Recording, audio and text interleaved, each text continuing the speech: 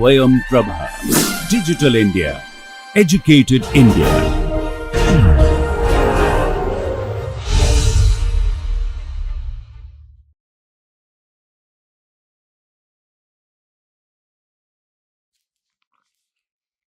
Hello everyone. So in the last class we saw how to use thermal mass as a strategy to keep the indoors comfortable. Today we will look at another interesting topic which is slightly somehow related to it, maybe not directly. You could relate to it directly if you want as a designer. And today we will look at double skin green facade. Now, why do I say if you want, you can relate it to the previous topic which is thermal mass? Because having a double skin green facade could probably increase the thermal mass of the wall if you want to design it that way.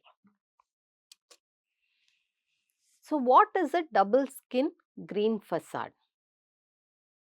It is a type of green wall that offers both thermal performance and psychological benefits.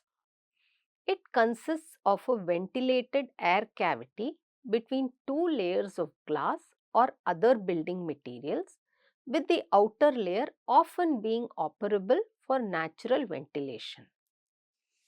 Now, research has been conducted on modeling and evaluating the energy efficiency of double skin green facades. This architectural feature is designed to enhance the sustainability and comfort of buildings by providing insulation, shading, and a connection to nature. Double skin green facades offer a unique opportunity to combine sustainability, aesthetics, and occupant well-being in building design. Let us look at the classification of green walls. Now, green wall can be classified into two types. You could have green facades or living wall systems, LWS. Green facades could be direct, indirect, whereas direct systems can be the traditional green facades, whereas indirect could be with the help of continuous guides and modular trellis. Living wall systems could be continuous or modular, and the continuous living wall systems could be on lightweight screens, while the modular living wall system could be on trays, vessels, planter tiles, or flexible bags. So, what did I mean by any of those? So, direct traditional green facade could be ground based systems. In this, what happens is the climbers are planted on the ground on soil, and you have a self climber vegetation which will move to its own convenience and direction that it chooses organically. Whereas the climber vegetation on ground based system is again planted on the ground, but it is directed to grow based on the trellis or the support that is designed on the wall. The second type is, I would call this as the first type, and maybe we will go to the third type before we come to the second type. The third type is a facade bound system where you could have pots kept on the facade on which vegetation could grow, or it could be vegetation on the living wall. So, on the wall itself it would grow, probably like a moss or probably with the help of boxes or something, trellis or something. Then there is mixed, where you have the pots. The second one is a combination of first and third. You have pots on which the plants grow and you have some vegetation on the ground which also directs the plant onto the facade. So, this is how it looks. The direct traditional green facade is planted on the ground and it grows on the wall. So, if these are the roots, it grows on the wall. Whereas the living wall is like moss or something like that, which grows on the wall itself, and the indirect is a combination of having a planter box on the facade. So, this actually becomes a double facade in many ways. You even have a air cavity here in between, or sometimes you could even have this space between the wall and the trellis or something can be made wider to enable a human to stand or use the space, as shown in this figure.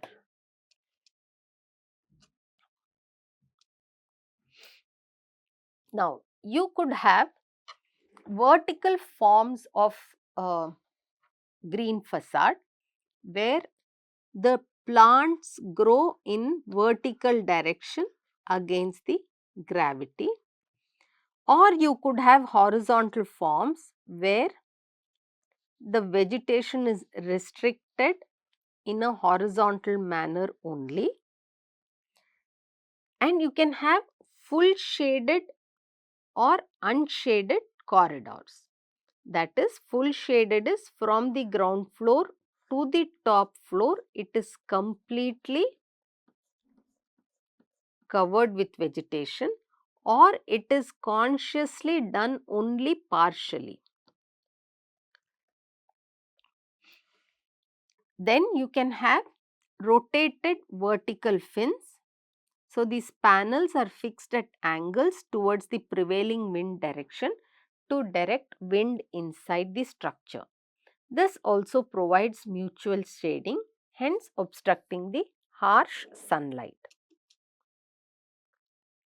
Let us look at the working principle. In a double skin green facade, the framework is installed at a distance from the wall, creating a gap or cavity here.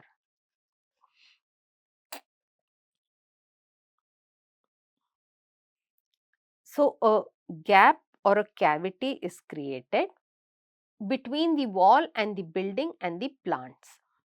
The distance of the cavity influences the rate of air exchange, which affects the wall surface temperature and indoor air temperature.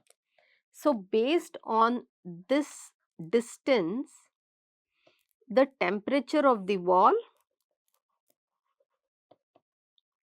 and the indoor temperature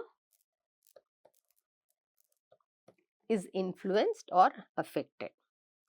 As the distance of the gap increases, the temperature inside the cavity decreases, resulting in higher wall surface temperature and lower indoor air temperature. The distance of the gap can be from 0.3 meters to over 1.8 meters, where in this diagram you can see It is 1.8 meters and becomes a usable space like a balcony or something.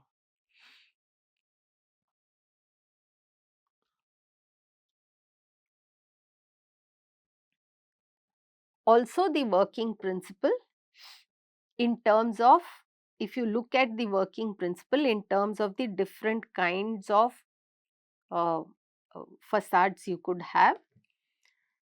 You could have a facade where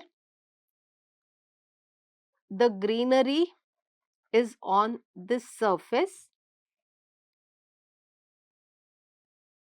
cool air enters this place and warm air exits this place. If you have a system to take in the cool air, then the indoors could become cool. There can be another system where you do not open out and the circulation is only vertical because it's a shaft box kind of a vegetation planter box. Or you can have a continuous corridor where again you can have the warm air exiting and cool air coming in. So, the air which comes in gets cooled especially because of the plants and the evapotranspiration of the plants. This could be made to enter inside, or as it becomes warm, it exits on the outside. Let us look at the advantages of having this green wall. First is it helps in reducing the urban heat island effect. So, traditional building materials such as concrete and asphalt, they tend to absorb, retain and reflect heat. They contribute to the urban heat island effect, whereas green facades with their living vegetation reflect less heat, helping to mitigate heat built up in the urban areas. Second is their thermal performance. The air gap between two layers, between the vegetation and the wall, the air gap acts as a insulating barrier, helping to regulate the building's temperature by reducing heat gain in the summer and heat loss in the winter. Improved thermal performance can lead to energy savings on heating and cooling, contributing to overall energy efficiency. Third is energy efficiency. The reduced heat absorption from the outer layer of vegetation can result in lower cooling loads during hot weather, leading to decreased energy consumption for air conditioning. Fourth is air quality improvement. Vegetation acts as a natural air filter. It traps the pollutants, especially particulate matter such as dust, thus improving the air quality both indoors and outdoors. The plant also absorbs carbon dioxide and releases oxygen, contributing to a healthier indoor environment. Fifth is the aesthetic appeal. Double skin green facades enhance the visual aesthetics of the building, providing a lush and green appearance. This can improve the overall aesthetic appeal of the structure and the surroundings. Sixth is noise reduction. The vegetation helps to absorb sound. It reduces noise pollution from the surrounding environment and gives acoustic insulation.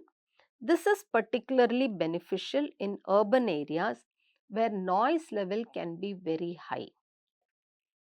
Then seventh is it can increase the property value if maintained properly, and also when integrated into the building design, this can have a very good appeal and sustainability of the structure. Eighth is long-term durability of inner facade. The green facade can protect the building and envelope from harsh weather conditions, potentially extending the lifespan of the facade materials and reducing maintenance costs over a period of time. Ninth is growing adoption to both new and existing buildings. So, retrofit of old buildings is also possible, and this can be incorporated as a design feature in new buildings also. 10th is integration with smart technologies for automated control and monitoring. And 11th is the intangible and psychological well-being. So, studies have shown that exposure to greenery can reduce stress, can improve mood, can have a positive impact and boost creativity. So, these can add a lot of value to the quality of life.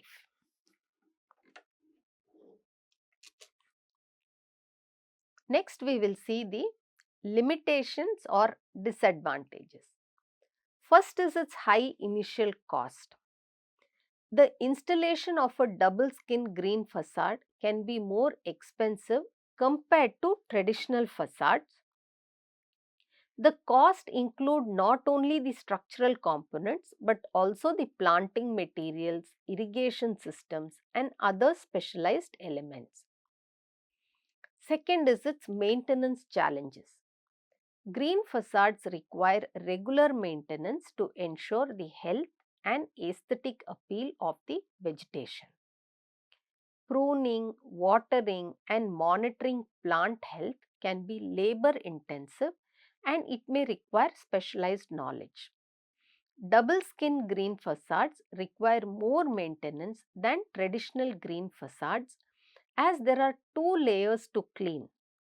You have to inspect them, service them, add manure, provide fertilizer, give the pesticides and so on. Third one is this can add load to the structure. The additional weight of soil, plants and supporting structure can place a significant load on the building's structure. It is crucial to ensure that the building is designed to handle this extra load to prevent structural issues over a period of time. Fourth is its water usage. Maintaining a healthy green facade often requires regular watering. Especially this becomes a problem in dry climate where there is an existing water crisis. So, this can be a concern in regions where there is water shortage or scarcity.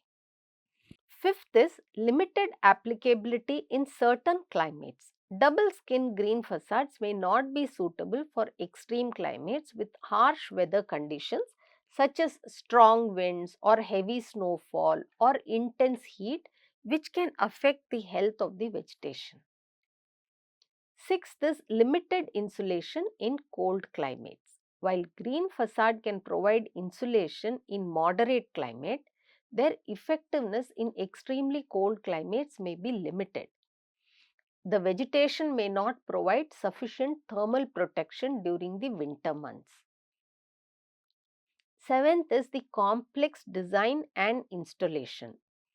The design and installation of double screen green facades is more complex compared to conventional facades. Proper engineering and coordination is required to ensure the success of the system. Eighth is aesthetic changes over time. The appearance of the green facade may change over time as plants grow and evolve. This could lead to variations in the intended aesthetic and may not always align with the original design concept. Ninth is space consumption. They take more space than traditional green facades, which can reduce the amount of carpet area or plinth area or rentable space in a building. Now, here let us look at um, the materials that can be used for a double skin facade.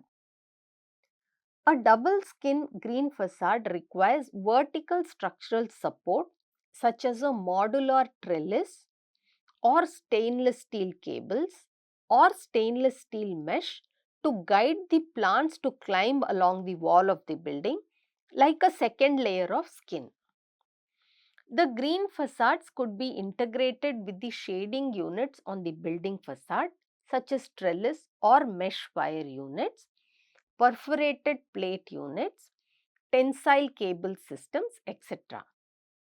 Typically glass or metal or ethylene tetrafluoroethylene ETFE.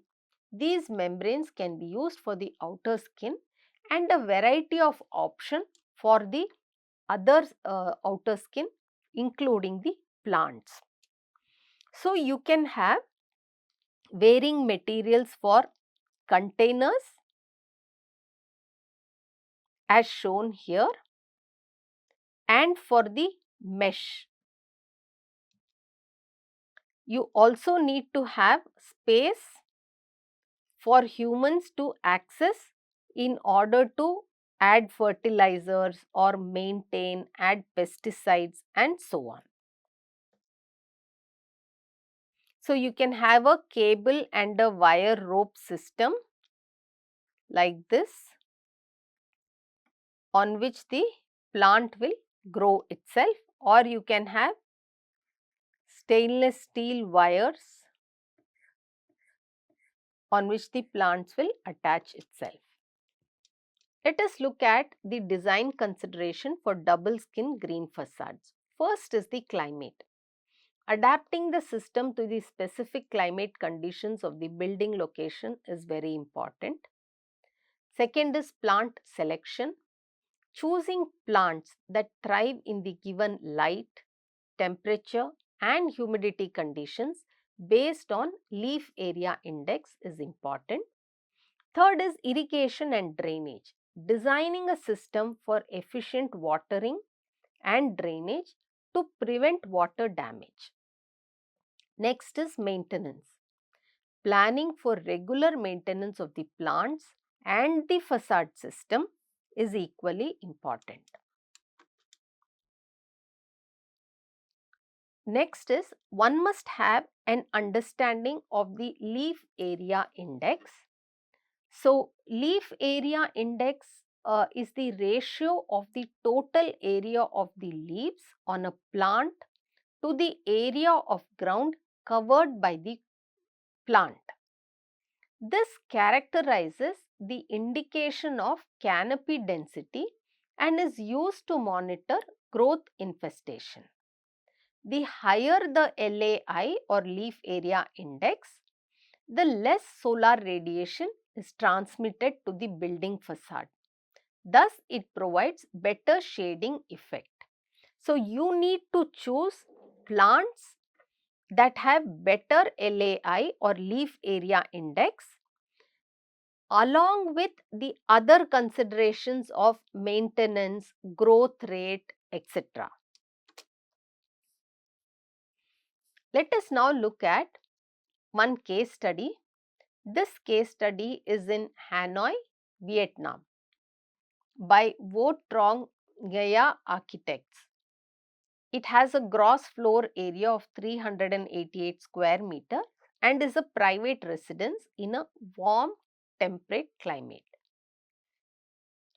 A 15-year-old existing house located at a city center at a corner of a street on southwest and an alley on northwest had suffered from dim, dark, wet and moldy environment, which is a typical condition for many of the old houses in Hanoi. This house had been secured and closed by security bars and shutters, making balconies unused spaces. To remedy this situation, the house was renovated to live with green and abundant light. So, what was done? Old security fences were removed and replaced with galvanized steel trellis attached to the existing balcony on which climbers grow. So the unused balconies are transformed into space for greens, keeping the privacy and security for the residents. From the interior, every room can enjoy the view of green and get fresh air through it. The green facade is not only for residents but also for neighbors, providing a comforting visual environment to the streets. The green facade and the roof garden function together to reduce energy consumption. They protect the building from the harsh western sunlight.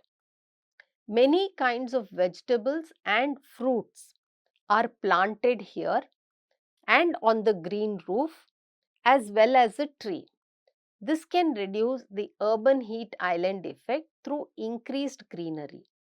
This project is a modest attempt to green a tropical building where the benefits of a healthy green home can be shared by the occupant and can have a positive impact on a city. Let us now look at the KMC corporate office at Hyderabad. This office building is in Hyderabad, designed by Rahul Mehrotra Architects, with an area of about 14,000 square meter.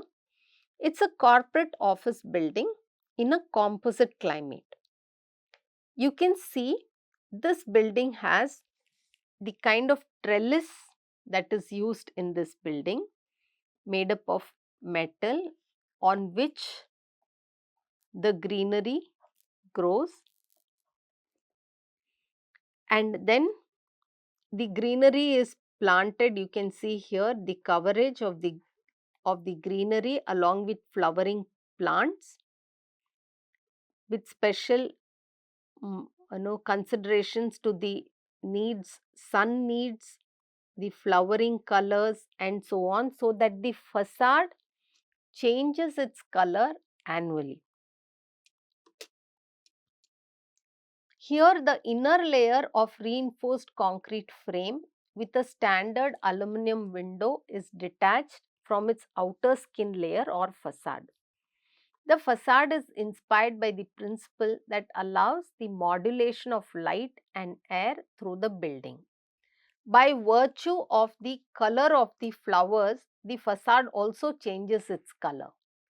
The aluminum trellis has an integrated misting system to passively cool the building and cleanse the facade of dust in the hot and windy summer months of Hyderabad.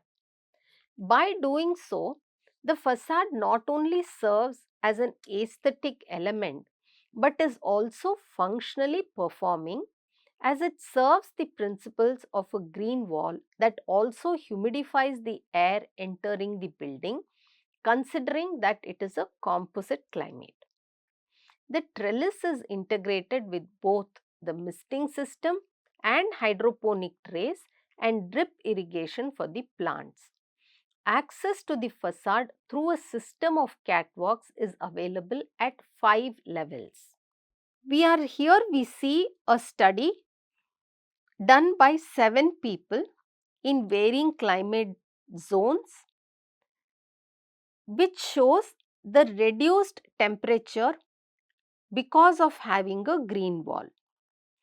A study done by Sunakon and Imprayun for a tropical rainforest climate showed a reduced temperature by 9.93 degrees centigrade, approximately 10 degrees centigrade.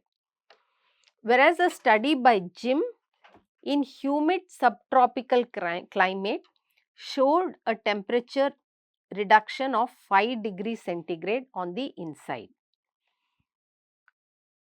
Contulion and Imotopolou for a temperate oceanic climate did a study and showed that temperature differences in rooms along 4 orientations varied from 2 degrees to 17 degrees. So, we could take along the east it was 11. So, 17, 11, 16 and a half and approximately 2. Again, Coma J and others have done a study where the average temperature reduced between 14 to 11 degrees centigrade. Perini K and others did a study in temperate region and showed that there was a temperature difference of about 0.13 degrees centigrade. Da Jesus and others showed that there is a difference of 1.5 degrees centigrade, and Takio Koyama and others did a study which showed that there was a temperature change of 4 degrees centigrade between the outside and the inside. Now, these are such varying ranges of temperature. So, what can we understand by it? The reason for these differences could be a series of factors such as climate zones. They were all done in varying climate zones for varying building typologies, for varying time periods, the season where the measurement happened, the nature of the plants that was used, um, and so many other reasons, because nothing was the same. The leaf area index, everything was varying. But it shows that there is potential for reduction in temperature if we choose the correct species in the correct climate type. So, the potential for building a HVAC system or a energy consumption reduction is possible by use of this double wall, green double wall, because it has shown effectively to have reduction in temperature, but we are not able to compare the studies because no two factors remain same in the different studies.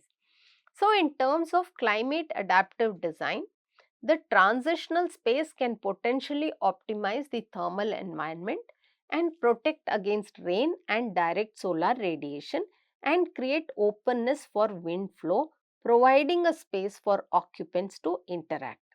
The application of green facades that shades the transitional space is understood as an adaptive and integrated strategy for thermal environment optimization. So, the green facade can definitely function as an advanced passive strategy. So, today we saw how green facades are classified, how they can be executed either from the ground or on the facade itself. We saw some case studies, we saw its advantages and disadvantages, and we saw studies which were more or less random because we were not able to compare the studies. But all the studies showed a reduction in indoor temperature because of using green facades. With this, we stop today's class and we will continue next class with yet another advanced technology. Thank you.